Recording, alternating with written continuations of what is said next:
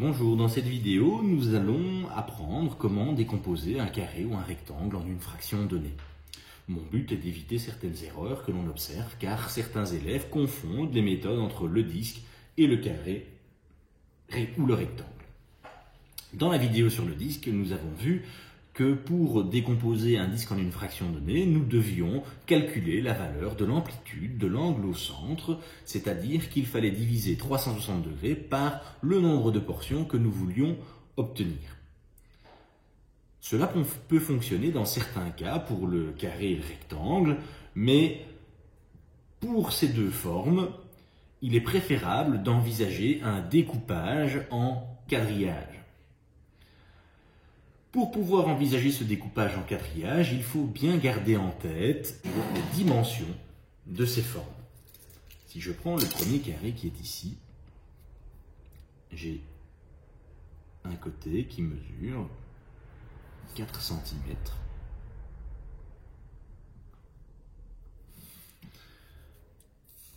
Et chaque carré possède les mêmes dimensions. Si je prends le rectangle, j'ai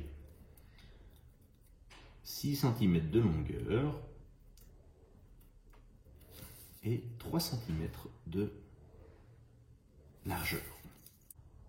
Je vais me concentrer uniquement dans le découpage avec des valeurs rondes, c'est-à-dire qu'on va respecter des carrés et des rectangles qui ont pour dimension 1 cm, 2 cm, 3 cm, mais je ne vais pas aller dans les demi-centimètres ou dans les quarts de centimètre, ce n'est pas le but. Vous avez peut-être déjà cette vision, mais gardez cette vision en tête, elle vous sera utile plus tard. Dans ce cas-ci, j'ai mon carré qui possède 4 cm de côté et je vais essayer de décomposer avec vous en un maximum de fractions. Il y a plusieurs méthodes possibles, mon objectif étant d'avoir des parts égales.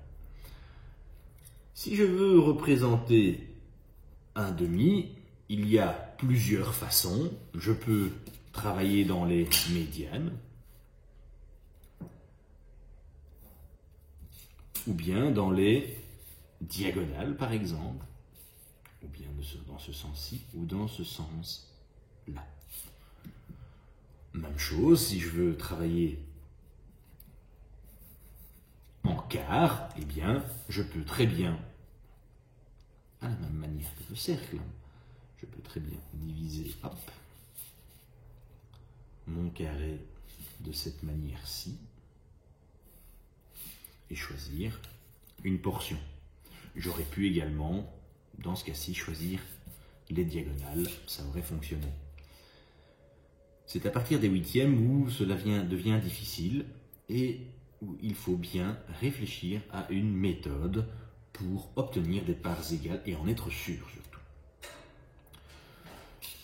Vu que mes côtés sont exprimés en centimètres, je pourrais par exemple diviser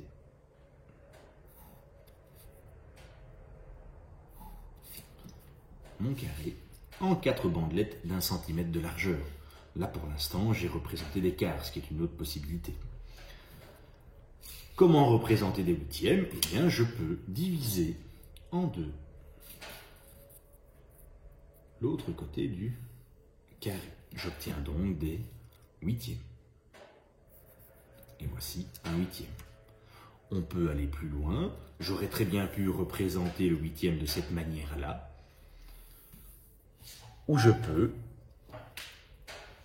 aller plus loin en représentant des 16e. Pour ce faire,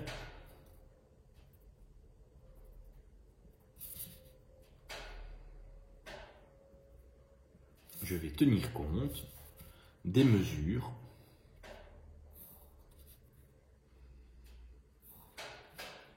de mon carré.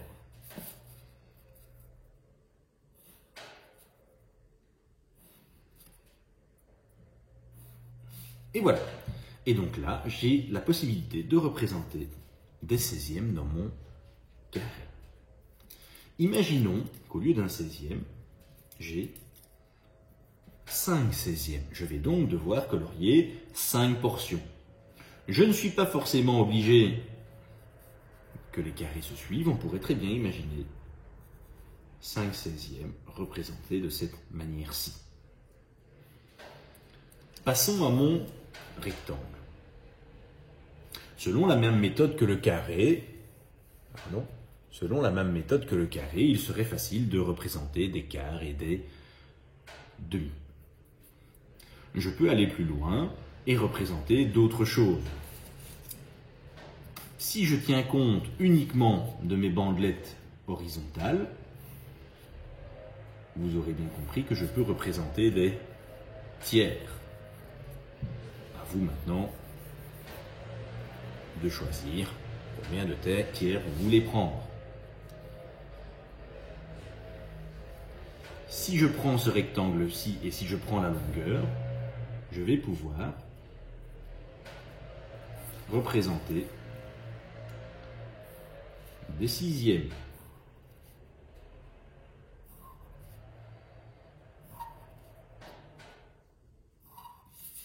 Et là, imaginons, je peux choisir 5 6e.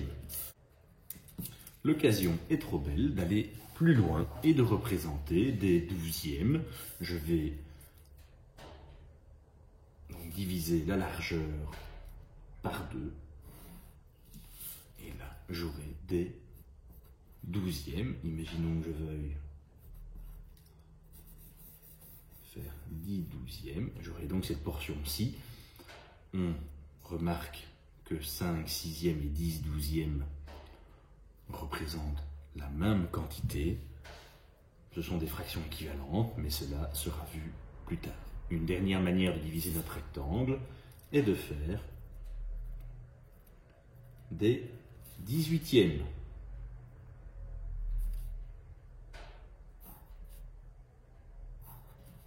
Dans ce cas-ci, je vais découper mon rectangle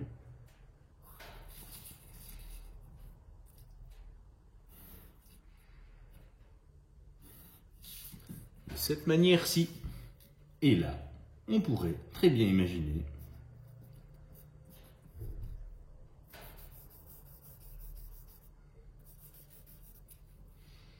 une autre fraction équivalente à 5 6e, 10 12e, c'est 15 18e. Voilà, bon travail et à bientôt.